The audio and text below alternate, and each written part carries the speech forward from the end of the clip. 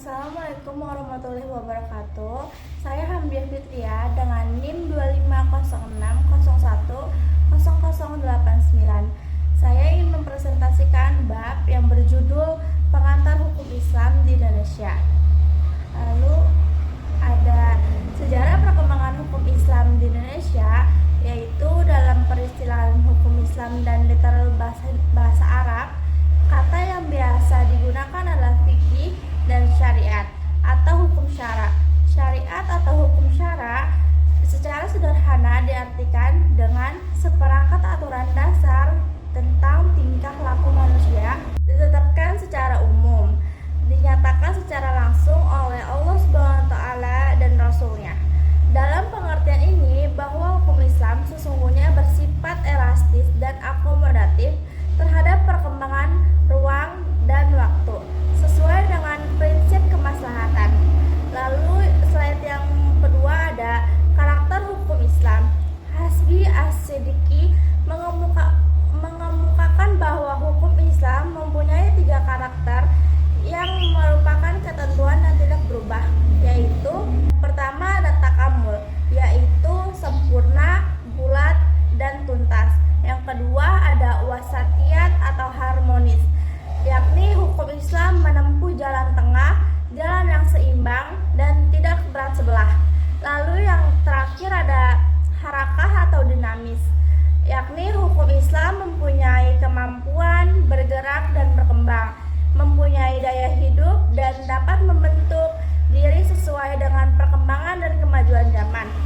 Lalu ada karakter hukum Islam yang kedua menurut Muhammad Ali Al-Syaikh yang dikutip oleh Abdul Manan, bahwa karakteristik hukum Islam yang paling menonjol ada 3, itu tidak menyusahkan dan selalu menghindari kesusahan dalam pelaksanaannya, menjaga kemaslahatan manusia dan selalu melaksanakan keadilan dan penerapannya. Lalu ada bentuk hukum Islam.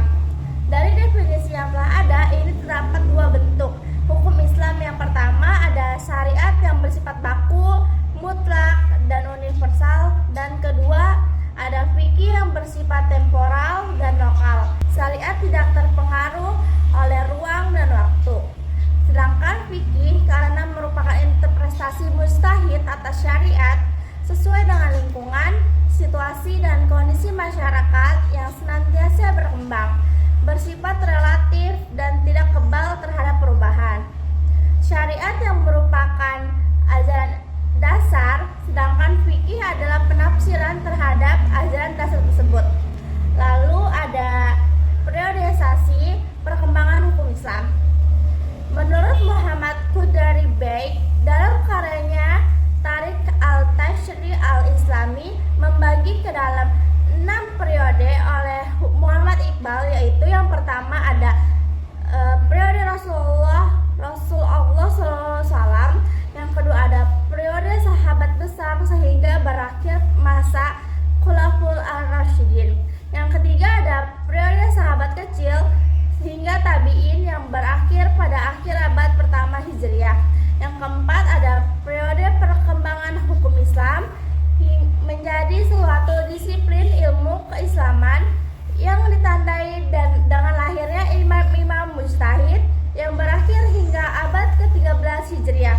Lalu ada yang kelima ada periode perkembangan diskusi tentang hukum Islam dan lahirnya penulis-penulis besar yang berlangsung hingga kejatuhan dinasti Bani Abbas 1258 Masehi atau 756 Hijriah. Lalu ada periode yang terakhir yaitu taklid sejak runtuhnya Bani Abbas. Lalu ada slide periode hukum Islam di Indonesia. Selama periode awal abad ke-20 hingga tahun 1970 terdapat 3 kecenderungan pemikiran hukum Islam yang berkembang di Indonesia, yaitu tradisionalisme, modernisme, dan salafi. Tradisionalisme adalah corak pemikiran keagamaan yang menekankan pelestarian ajaran, ritual, dan tradisi Islam yang telah mapan secara turun-menurun. Lalu ada modernisme, yaitu gerakan pemikiran yang berusaha menyelaraskan ajaran Islam dengan nilai-nilai nilai-nilai modernitas seperti rasionalitas, demokrasi, kesejahteraan, dan ilmu pengetahuan. Lalu yang terakhir ada Salafi, adalah gerakan dalam Islam Sunni yang mengutamakan kembali keajaran Islam murni seperti yang dipraktikkan oleh 3 generasi pertama Muslim, yaitu para sahabat tabi'in dan tabi'ut tabi'in. Lalu ada penerapan hukum Islam di Indonesia. Cendekiawan Muslim Indonesia sejak tahun 1970-an dengan disponsori oleh Hadzairin. Langkah pertama yang dilakukan oleh Hadzairin adalah berusaha mendepak teori repti atau yang disebutnya dengan teori iblis yang dibuat oleh kolonial Belanda atas tipu daya Snoeck-Hergrench. Kemudian Hadzairin berusaha meyakinkan bangsa Indonesia bahwa dengan berlakunya UUD 45, teori repti ini sudah terkubur secara formal dan dengan sendirinya tidak perlu dihiraukan lagi. Lalu ada metode dalam menghadapi era globalisasi dan pembaharuan Islam. Menurut Yusuf Qaradawi yang dikutip oleh Abdul Manan, ada 2 metode yang tepat dan cocok digunakan untuk menghadapi era globalisasi dan pembaru hukum Islam saat ini.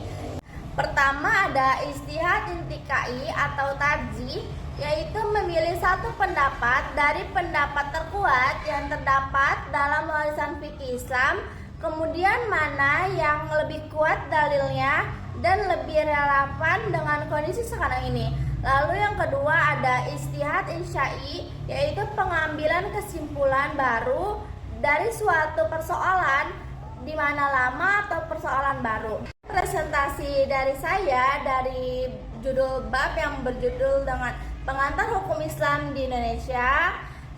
Saya ucapkan terima kasih. Wassalamualaikum warahmatullahi wabarakatuh.